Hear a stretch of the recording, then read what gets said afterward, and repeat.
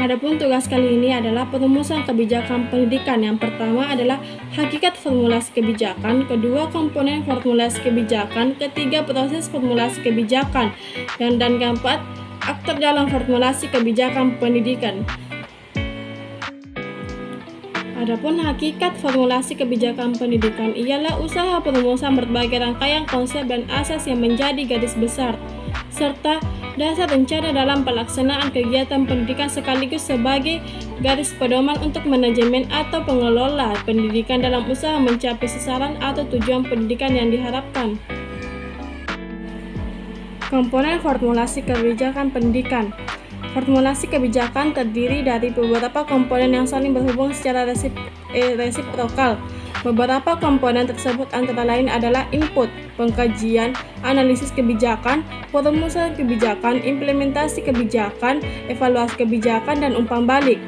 Input adalah tahap awal dalam formulasi kebijakan, yaitu menetapkan masalah yang akan diatasi oleh kebijakan. Pengkajian dilakukan untuk mengumpulkan informasi yang dibutuhkan dalam perumusan kebijakan. Analisis kebijakan merupakan tahap penelaahan terhadap alternatif kebijakan yang mungkin diambil. Perumusan kebijakan adalah tahap penentuan keputusan yang akan diambil untuk mengatasi masalah yang ada. Implementasi kebijakan adalah tahap pelaksanaan kebijakan yang telah disepakati. Evaluasi kebijakan dilakukan untuk mengetahui seberapa efektif kebijakan yang telah diterapkan. Umpan balik merupakan tahap akhir dalam formulasi kebijakan, yaitu mengevaluasi hasil implementasi kebijakan untuk perbaikan kebijakan di masa depan.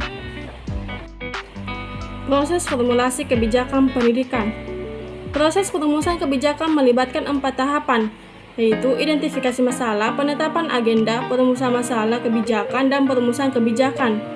Pada tahap identifikasi masalah, diidentifikasi isu-isu yang memerlukan intervensi kebijakan. Tahapan penetapan agenda melibatkan penempatan isu-isu yang teridentifikasi dalam agenda kebijakan. Pada tahap perumusan masalah kebijakan, isu-isu didefinisikan dengan cara yang membuatnya memenuhi syarat untuk solusi kebijakan.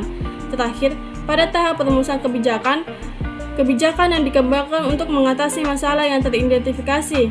Kepemilikan tanah pada awalnya bersifat kolektif dan dianggap sebagai anugerah Tuhan yang perlu dijaga. Namun, dengan pertumbuhan penduduk, penggunaan lahan yang tidak terkendali menyebabkan kelangkaan, mendorong masyarakat untuk melakukan ekspansi ke wilayah asing. Tanah merupakan aset bagi penghidupan peradaban egaliter, namun masyarakat miskin memiliki akses terbatas terhadap hak atas tanah. Riset telah dilakukan oleh berbagai pihak untuk merumuskan proses penentuan daerah istimewa atau DOB di Indonesia ke depan. Adapun aktor dalam formulasi kebijakan pendidikan yaitu aktor adalah orang-orang maupun kelompok-kelompok yang terlibat dalam suatu proses kebijakan publik dan memiliki pengaruh terhadap kebijakan tersebut.